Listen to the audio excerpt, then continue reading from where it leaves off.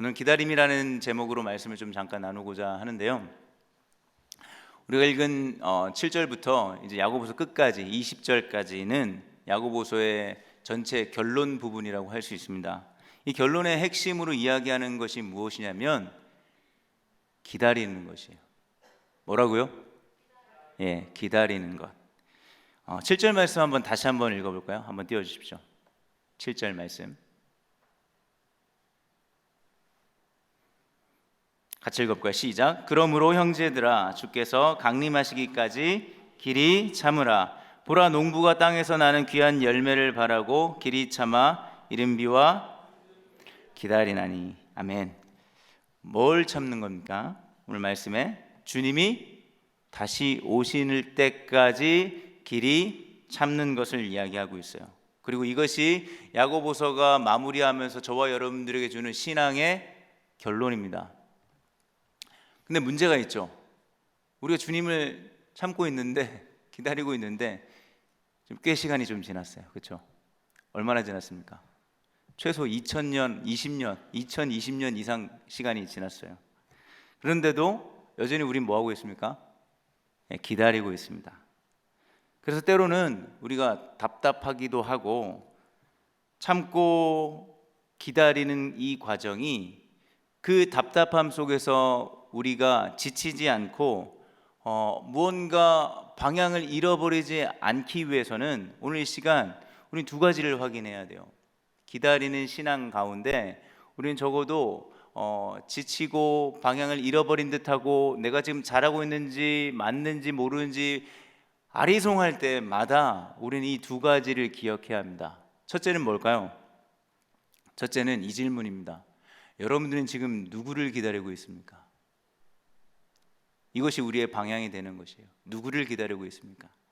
남친을 기다립니까? 여친을 기다립니까? 남편을 기다립니까? 아내를 기다립니까? 아니면 여러분들이 그렇게 갖고 싶은 무엇을 기다리고 있습니까? 우리의 기다림은 사실 인생은 기다림의 연속이죠. 좋은 소식을 기다리고 우리가 열심히 준비한 것에 대한 어떤 결과를 기다리고 누구를 기다리고 무엇을 기다리는 기다림의 연속이지만 우리가 그 가운데 가장 중요한 기다림은 바로 하나님을 기다리는 것입니다.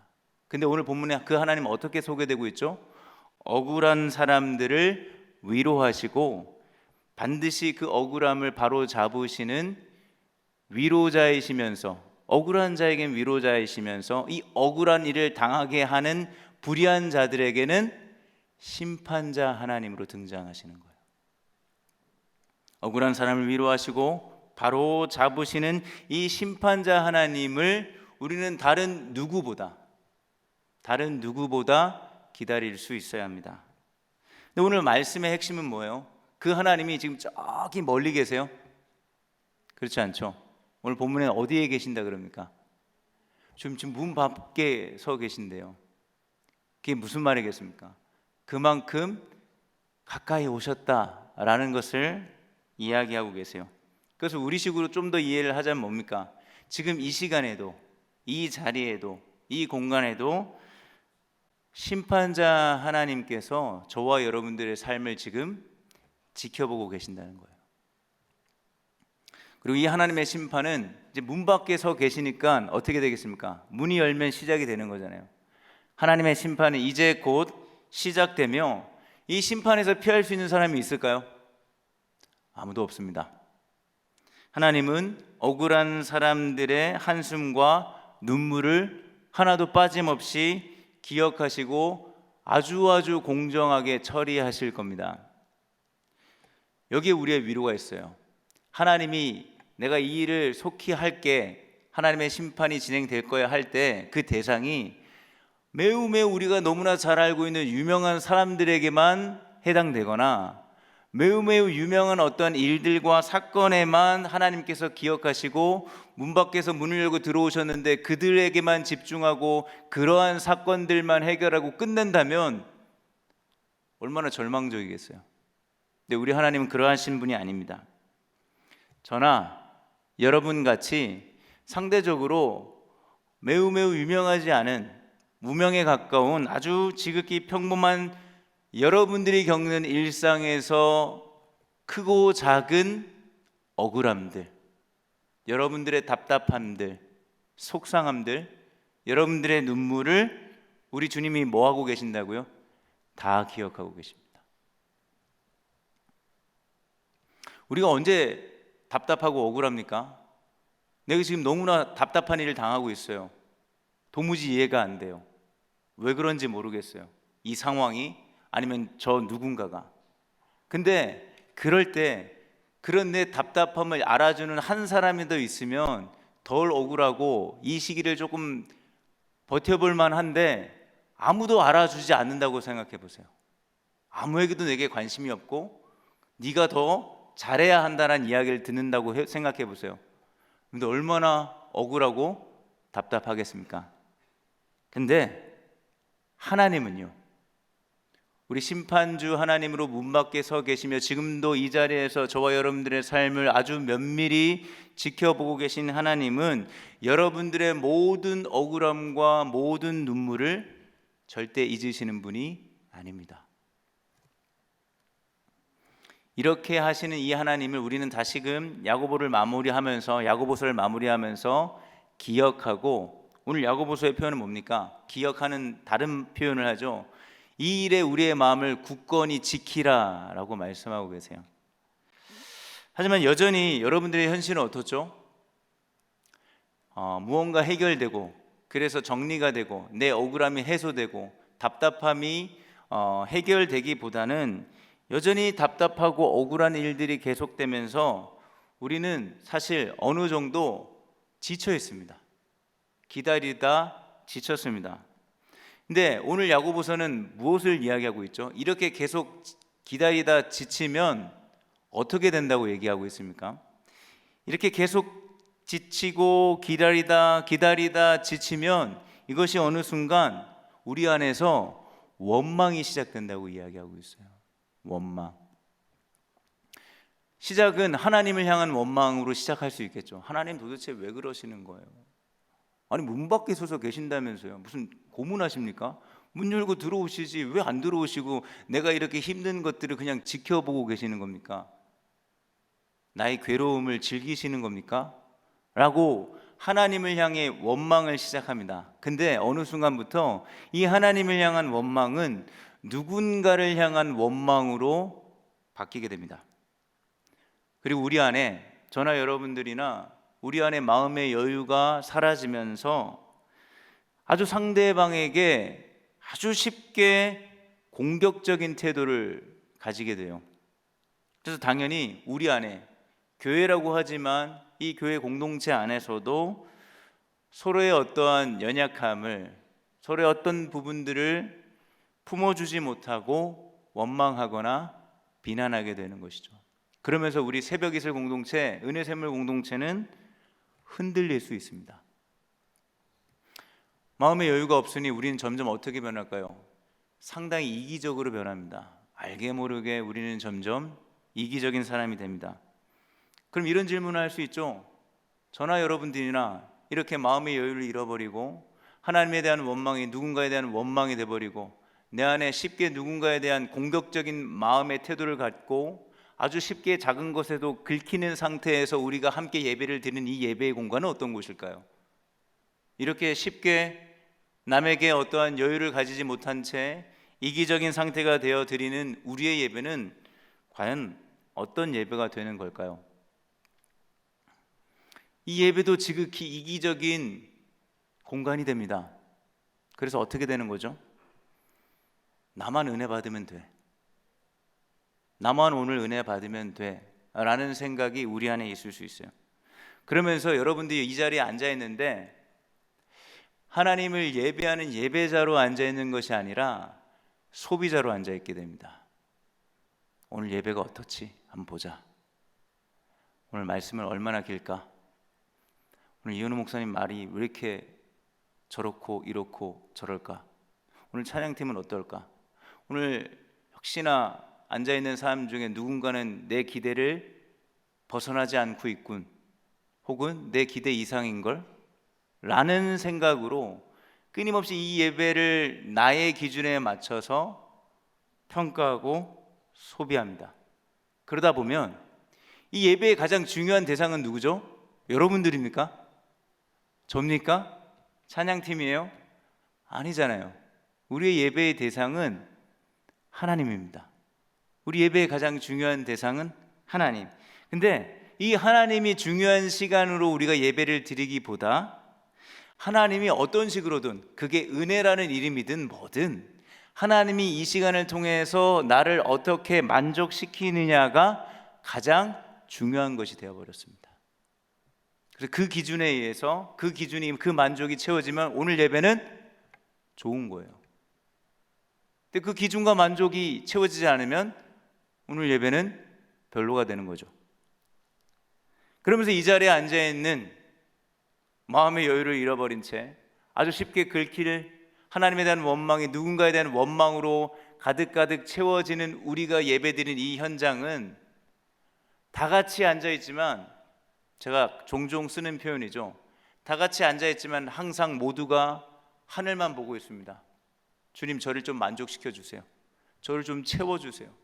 저에게 좀 은혜를 주세요. 하늘만 보고, 그리고 어떻게 합니까? 옆을 보지는 않습니다. 그저 하늘만 보다가 예배가 끝나면 각자의 자리로 돌아갑니다. 옆을 돌보지 않는 예배의 현장, 그러한 예배 공동체, 그러한 공동체는 어떨까요? 많은 사람이 이 자리에 함께하고 있어요. 그러나 함께하고 있지만 여전히 외로운 공동체가 됩니다. 이 상황에서 오늘 야고보는 우리에게 이야기하고 있습니다. 너희는 기억해야 됩니다. 기다려야 한다. 누구를 기다리냐? 문 밖에 서서 억울함을 해결할 이 세상의 심판주 하나님을 기다리고 기억해야 한다. 여기에 두 번째 질문을 우리가 품어야 돼요. 첫 번째 질문은 뭐였습니까? 우리가 과연 우리의 삶을 살면서 누구를 기다려야 합니까? 기다림의 연속인, 그래서 내가 기다림의 어떤 체크리스트 중에 우선순위 중에 다양한 어떤 대상들이 있을 텐데, 그 중에 가장 우선순위를 문 밖에 서서 계시는, 억울함을 풀어주시는 심판주 하나님이 내 삶을 여전히 지금 지켜보고 계신 그 하나님을 기다리고 있는가에 대한 질문으로 내 삶을 잠깐 점검하는 것. 그리고 더 나아가서 기다리겠습니다. 그럼 오케이, 주님을 기다리겠습니다. 문 밖에까지 오셨다니 다시금 위로가 되네요. 하나님, 다시금 주님을 기억하고 기다리겠습니다. 그러면 두 번째 질문, 어떻게 기다리겠습니까? 어떻게 기다리는 게 기다리는 걸까요, 여러분들? 그 주님을 기다리겠다고 고백하는 여러분들에게 구체적으로 우리의 삶 속에서 어떤 모습으로 기다려야 기다릴 수 있는 것입니까? 11절 말씀입니다. 한번 띄워주실까요? 11절 함께 읽어봅시다. 시작. 보라, 인내하는 자를 우리가 복되다 하나니 너희가 욥의 인내를 들었고 주께서 주신 결말을 보았거니와 주는 가장 자비하시고 긍휼히 여기시는 이시니라. 아멘. 여러분들, 인내의 가장 좋은 모델로 야고보는 누굴 얘기하고 있습니까? 욥을 얘기하고 있어요. 욥의 인내. 여러분들, 욥 스토리 아나요? 짧은 시간 안에 욥을 다 설명할 수는 없지만 적어도 욥의 인내는 이런 거예요. 그냥 우리가 생각하는, 야 참어, 또 참어, 그리고 또 참어, 그랬을 때 고분고분 수동적으로 그냥 아무것도 안 하고 그냥 기다리고 있는 것이 욥의 인내가 아니에요. 욥의 인내는 매우 적극적입니다. 적극적인 인내요. 그래서 욥이 어떻게 하나님을 기다립니까? 자신이 왜 이런 일들이 일어나는지, 왜 이런 어려움을 겪어야 하는지 도무지 이해할 수 없고 알 수 없어서 끊임없이 누구한테 묻습니까? 하나님께 물어요. 도대체 왜 그런 겁니까, 하나님? 제가 잘못한 것도 없는 것 같은데 왜 이런 일을 제가 당해야 하는 건가요? 그러면서 자신의 억울하고 답답하고 속상하고 화나는 감정을 욥은 숨기지 않습니다. 숨기지 않으면서도 끝까지 하나님을 떠나지 않는 욥의 인내를 우리가 볼 수 있습니다. 결국 그 결말을 너희가 보았거니와 하고 하면서 욥이 경험한 건 무엇입니까? 그래서 무엇이죠? 얘가 참 예의가 없네. 네가 나한테 이렇게 당돌하게 질문을 해? 이런 마음을 나한테 그냥 과감 없이 나한테 이야기한다고? 너 한번 혼나봐라. 이게 아니라 욥의 결말은 무엇이었어요? 가장 자비롭고 긍휼이 많으신 하나님을 만나는 은혜가 있었습니다. 이 기다림의 끝에 적극적으로 하나님께 묻고 자신의 감정을 감추지 않고 숨기지 않고 끊임없이 쏟아부으면서, 그럼에도 불구하고 때로는 그것만 딱 잘라내기로 보면 마치 신앙이 없는 것 같고, 신앙이 없어서 하나님을 되게 원망하고 욕하고 저주하는 것 같이 보일지 모르겠지만, 그렇게 하면서도 욥은 끝까지 하나님을 붙들었습니다. 그랬을 때 그 인내의, 그 기다림의 끝에는 하나님의 자비와 긍휼을 맛볼 수 있었다는 것이죠. 다시 묻습니다. 누구의 자비와 긍휼입니까? 어떤 사람의? 아니죠. 하나님의 자비와 긍휼입니다. 이걸 풀면 무슨 의미겠습니까? 하나님이 주시는 자비와 긍휼입니다. 좀 더 정확하게 말하면 하나님만 주실 수 있는 자비와 긍휼이에요.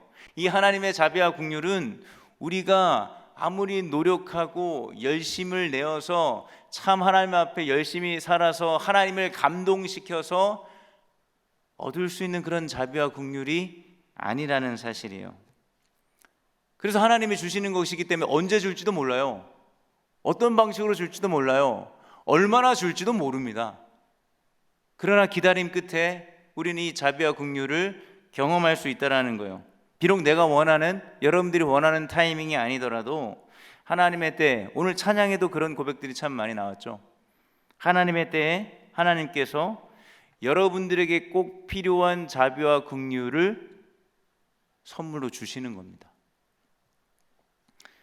이것을 야고보는 7절에 어떤 비유로 이야기합니까? 농부가요, 농사를 짓는데 농사에 있어서 그 당시 팔레스타인 그 가나안 땅에서 농사를 짓는 데 있어서 가장 중요한 것은 이른 비와 늦은 비입니다. 이것이 없으면 농사로의 농부가 여러 수고를 해도 풍성한 소출을, 결실을 맺을 수가 없는 거예요. 근데 이 늦은 비와 이 이른 비는 누가 주는 거예요? 농부가 열심히 기우제를 아니면 뭔가를 열심히 하면 이른 비가 내리고 늦은 비가 내리는 겁니까? 아니잖아요. 이 늦은 비와 이른 비는 전적으로 하나님이 주셔야 가능한 거예요. 그런데 이스라엘이 하나님께로부터 받은 가나안 땅에 수식어가 있죠. 뭐가 흐릅니까? 전기가 흐릅니까? 뭐가 흘러요? 젖과 꿀이 흐르는 땅이잖아요. 그럼 비유지만 어떤 땅이라는 거죠? 비옥하고 무엇을 심으면 풍성하게 거둘 수 있는 아주 좋은 땅이라는 거잖아요. 네, 막상 가나안 땅을 보면 모든 땅이 그런 땅일까요? 그런 땅 아닙니다. 산지도 많고, 농사 지을 수 있는 평야도 있지만 그렇지 못하는 곳도 많습니다. 그런데 이 땅이 농사를 지을 수 있고, 농사를 짓게 된다면 풍성한 결실을 맺을 수 있는 건 뭐죠? 이 땅 자체가 진짜 좋은 땅을 하나님이, 야, 내가 찾았어, 이 땅 진짜 좋은 건데 너한테 줄게가 아니라, 그 땅은 사실 객관적으로 봤을 때는 좋은 땅인지는 모르겠습니다. 그러나 하나님이 그 땅에 자신의 백성들과 함께 하시면서 이른 비와 늦은 비를 부어 주실 때, 그 땅에서 얻는 소출만으로도 자신의 백성은 충분히 먹고 마시고 생존하는 데 부족함이 없이 하나님이 채우신 은혜가 있는 땅이기에 젖과 꿀이 흐르는 땅이라고 고백하는 거예요. 여러분들의 인생에 있어서 가장 중요한 건 뭐라고 생각합니까? 졸업, 성적, 결혼, 취직, 이직, 건강, 뭡니까? 다 중요한 것들이죠. 그런데 가장 중요한 거 하나 꽂으라면 뭘 여러분들 선택하셔야 할까요? 우리는 우리의 인생에 있어서 가장 중요한 것을 하나 선택하라고 하면 내 삶 속에서 마르지 않는 이른 비와 늦은 비처럼 부어주시는 하나님의 자비와 긍휼입니다. 근데 기억할 것이 있어요. 이게 중요한 원리인데, 우리에게 가장 중요한 것은 우리의 어떤 노력으로도 얻을 수 없다는 사실이에요. 이 말이 여러분들의 신앙의 어떤 구간을 지나가다 보면 엄청나게 절망적으로 들릴 때가 있어요.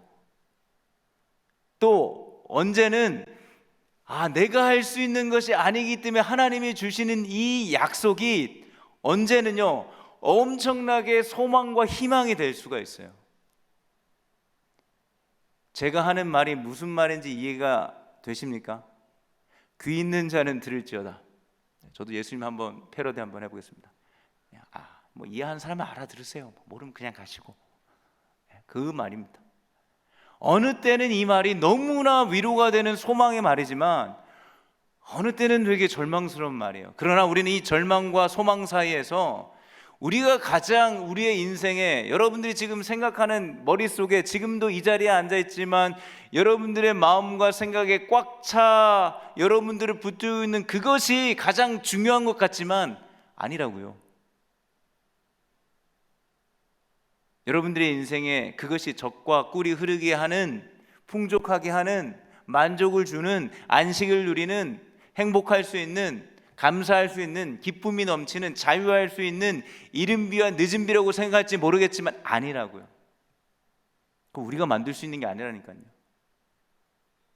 하나님이 때가 되면 부어주신다는 이 소망, 때로는 내 조급함 때문에 이 말이 되게 절망스럽게 갑갑하게 들릴지 모르지만 하나님은 우리의 삶 속에서 이 일들을 성실하게, 우리가 성실하신 하나님을 찬양합니다라고 조금 전에도 고백했잖아요. 이 일을 성실하게 하시는 분이십니다. 하나님 욥처럼 우리도 때론 여러분들의 삶 속에서, 지금도 그럴 수 있겠죠, 이해가 되지 않는 현실 속에서 답답합니다. 도무지 이 답답함이 언제 시작됐는지도 모르겠는데 여전히 답답합니다. 끝이 보이질 않아요. 답답하고 속상하고 화가 나고 억울한 이 마음을 이 자리까지 와서도 애써 아닌데요, 저는 괜찮은데요 라고 하는 게 아니라 안 괜찮다고, 하나님 도대체 저한테 왜 그러시는 거냐고 묻는 가운데 내가 너에게 줄 나의 자비와 긍휼을 좀 기다려라 라고 말씀하십니다. 정직한 예배, 우리가 고백했던 그 정직한 예배는 저는 이런 게 정직한 예배라고 생각해요. 하나님에 대한 기대, 하나님을 향한 예배, 하나님을 사랑하는 마음 1도 없으면서 찬양을 하고 말씀을 듣고 이 자리에 앉아 있는 게 아니라 욥의 인내처럼 이 자리에 나오셔야죠. 도대체 왜 이러는 겁니까? 안 괜찮은데요? 언제까지 이러실 겁니까? 그러나 끝까지 하나님을 붙들려고 하는 그러한 기다림 속에 하나님은 저와 여러분들에게, 여러분들의 인생에 가장 중요한, 여러분들에게 꼭 필요한 하나님의 자비와 긍휼을 부어주실 것입니다. 그것이 어떤 자비와 긍휼이겠습니까? 저는 최소 4가지를 생각해 봤어요. 첫째는 뭐겠습니까? 하나님은 우리를 아무 조건과 자격 없이 자신의 자녀로 부르셨고요, 이 부르심은 여러분들이 경험하는, 여러분들이 반응하는 어떤 상황과 태도 속에서도 하나님이 여러분들을 자녀로 선택하고 부르신 것에 절대로 후회하지 않으시면서 내가 이 선택을 변경하지도 않으시고 끝까지 사랑하시며 너를 기뻐하는 존재로 여기시는 자비와 긍휼입니다. 또한 어떤 자비와 긍휼입니까? 우리를 너무 사랑하셔서 우리는 여전히 가장 중요한 것을 포기하면서 너 나 사랑할래 할 때 여전히 우리는 고민이 되죠. 예배라는 게 꼭 이 자리에 오는 것만이 아니잖아요. 우리 일상의 예배 현장은 늘 그런 거예요. 누구를 더 사랑할래? 너는 한순간도 사랑한 적이 없잖아. 사랑을 멈춘 적이 없다. 지금 이 순간에도 너의 마음속에 무엇으로 채워져 있는데 끊임없이 누구를 더 사랑할래? 나를 사랑할래? 나 외에 다른 것을 사랑할래? 했을 때 우리는 고민하고 머뭇거리고 거부하고 외면하고 도망칩니다. 근데 우리 하나님은요, 내가 가장 소중히 여기는 내 아들 독생자 예수 그리스도를 포기할 만큼 나는 너를 사랑하는 자비와 긍휼이 우리에게 있습니다. 세상에 그 어떤 귀중하다고 얘기하는 가치와도 대체 불가능한 여러분들이 하나님의 자비와 긍휼하심으로 우리가 그런 사람들로 날마다 우리가 2주 전에 부활절을 맞이했지만 태어나고 있다고요. 또 어떤 자비와 긍휼입니까? 광야에서 이스라엘 백성들이 낮에는 어떤 기둥? 낮에 불기둥이요? 바로 파이어인데요. 그러면 낮에는 뭐죠? 구름 기둥으로, 밤에는 그렇지, 밤에는 불기둥이지. 맞네요. 고맙다. 지키시고 인도하시는 것처럼 우리를 밤낮으로 24시간 365일 불꽃 같은 눈동자로 우리를 바라보시고 지키시고 돌보시는 하나님의 자비와 긍휼이 있어요. 마지막으로 어떤 자비와 긍휼이 우리에게 있습니까? 광야에서 그냥 그것만 있었습니까? 그러면 한 3일 가다 다 굶어 죽었겠죠. 날마다 주시는 일용할 양식을 그들이 먹으며 40년을 버텼던 것처럼, 살아냈던 것처럼 우리의 육체와 마음 가운데 필요한 것들, 우리가 그렇게 채우고 채워도 채워지지 않는 것, 그 허함을, 그 갈급함을, 그 갈증을, 그 허기짐을 우리 주님께서 채워주시는 자비와 긍휼입니다. 그것이 무엇이든 간에 그것은 하나님의 자비로운 마음에서, 긍휼히 여기는 마음에서 나오는 것들이라고요. 하나님은 오늘 이 시간 여러분들에게 제발 그런 날 좀 믿어주겠니라고 구걸하시지 않습니다. 호소를 하신다면 이런 거죠. 제발 이런 내 마음을 조금이라도 알아줬으면 좋겠다.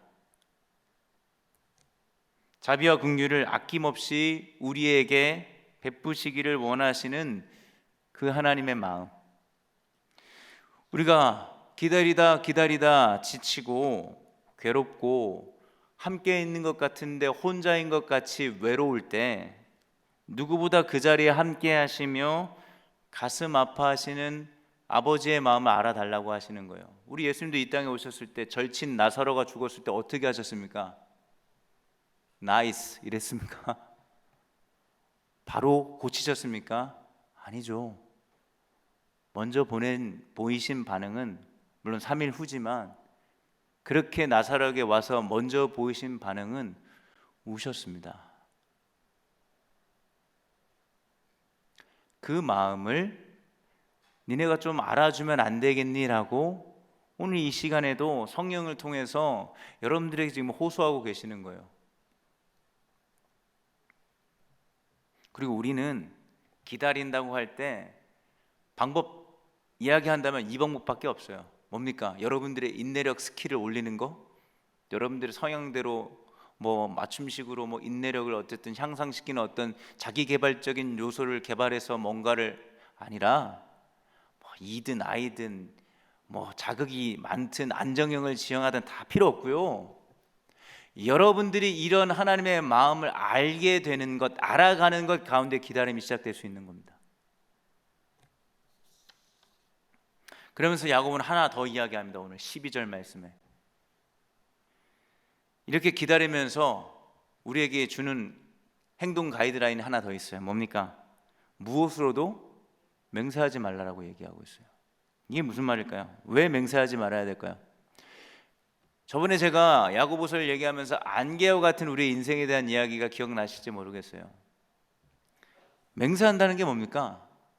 우리가 맹세할 수 있을까요?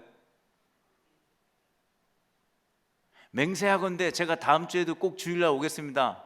이러면 맹세가 되는 겁니까? 앞으로 일어나지 않는 것들에 대해서, 미래에 대해서 우리가 맹세하며 그것을 확실히 지키겠다고 하는 일이 안개와 같은 우리의 인생 속에 너무 어리석은 일입니다. 내일의 무엇을 여러분들 약속할 수 있을까요?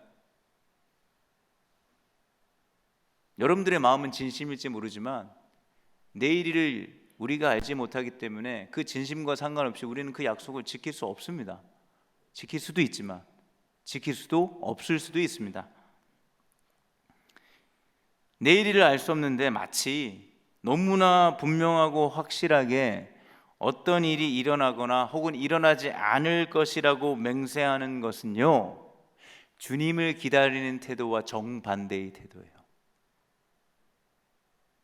주님을 기다린다는 것은 그런 의미에서 네가 무엇으로도 맹세하는 것이 아니다라고 이야기하시는 겁니다. 내일 을 우리가 예측할 수 있고요. 내 삶을 내 힘으로 통제할 수 있으면 우리 기다릴 수 있어요. 그렇지 않을까요? 근데 그거 기다리는 거 아니라는 거예요. 그건 나 기다리는 거 아니야. 그건 네 힘으로 네가 알아서 하는 거고. 아무것도 할 수 없는, 또 내일을 알 수 없는 나의 어떤 한계와 연약함을 인정하며 야고보가 얘기하는 너가 할 수 있는 게 뭡니까? 오늘 주어진 하루 속에서 맞다는 건 뭐라고 얘기하라고요? 맞습니다. 틀린 건 뭐라고 얘기하라고요? 아닙니다라고 말할 수 있는 정직함을 기다림의 태도로 이야기하고 있습니다. 우리가 할 수 있는 건 이겁니다. 맹세가 아니고 통제할 수 있는 어떤 것으로 대한 어떤 약속이 아니고 자신감이 아니고 확신이 아니고 오늘 하루 가운데 아니라고 하는 것에 대한 아니라고 이야기할 수 있는, 맞다고 하는 것에 대한 맞다라고 이야기할 수 있는 정직함과 진솔함으로 하루하루를 채워가는 것, 그것이 주님을 기다리는 삶의 모습입니다. 말씀을 정리합니다. 주님 오고 계십니다. 아멘이시죠? 네, 이거 못 믿으면 우리 삶 사실 너무 재미없고 그냥 답답하고 그냥 소수 몇 명만 행복해지는 세상 같아요. 점점 여러분들 되게 힘들게 살잖아요. 목양일지를 봐도 그렇고 신방으로 만나서 얘기를 나눠보면 뭐 좋은 이야기보다는 그냥 한숨을 뭡니까? 아무튼 그래요. 막 제가 뭐 답을 해줄 수 있는 것도 없고 니나 내나 답 없다 할 이야기들이 참 많습니다. 그런데도 우리가 우리의 삶을 버텨낼 수 있고 기다릴 수 있는 건, 오늘 하루를 또 살아낼 수 있는 건 주님이 오고 계신다는 사실입니다. 그리고 주님은 심판자로 지금 문 밖에 서 계십니다. 그리고 우리는 이 주님을 기다리고 있는 중이죠. 어떻게 기다리겠습니까? 먼저는 오늘 이 예배의 자리부터 이 예배의 자리까지 나온 여러분들이시라면 적어도 이 예배의 자리부터 하나님께 솔직해지십시오. 도대체 왜 내 삶은 이 억울함이 해결되지 않는 것인가를 다시 하나님께 물으십시오. 내 안에 있는 답답함과 불안과 화나는 마음을 적어도 하나님께 숨기지 마십시오. 우리가 하나님을 기다릴 수 있고 우리가 끝까지 하나님을 놓지 않을 수 있는 유일한 이유는 여기에 있어요. 하나님께 솔직해지는 거. 하나님께 솔직해지지 않고 아닌데요, 괜찮은데요 하기 시작하면 하나님과 멀어지는 겁니다. 또 한 가지, 저나 여러분들이 얼마나 많은 스펙을 가지고 있는지는 모르겠고 여러분들의 배경이 얼마나 빵빵한지는 모르겠으나 그것이 그렇게 많다고 해도 여러분들이 가진 것들이 많고 적음을 떠나서 우리는 내일을 알 수 없고 절대로 통제할 수 없습니다. 그러니 오늘도 내일도 제발 무엇으로 맹세하려고 하지 마십시오. 이것만 있으면, 이것만 해결되면 제가 무엇을 하겠다 혹은 하지 않겠다 라고 말하지 마십시오. 대신 오늘 하루를, 또 이번 한 주를 여러분들의 삶의 자리에서 정직하게 살아내셨으면 좋겠습니다. 예할 것은 아니라고 하지 마시고요, 예할 것은 예라 말씀하시고, 아니라고 할 것을 예라 하지 마시고, 아니라고 할 것을 아니라고 말하면서, 선택하면서, 행동하면서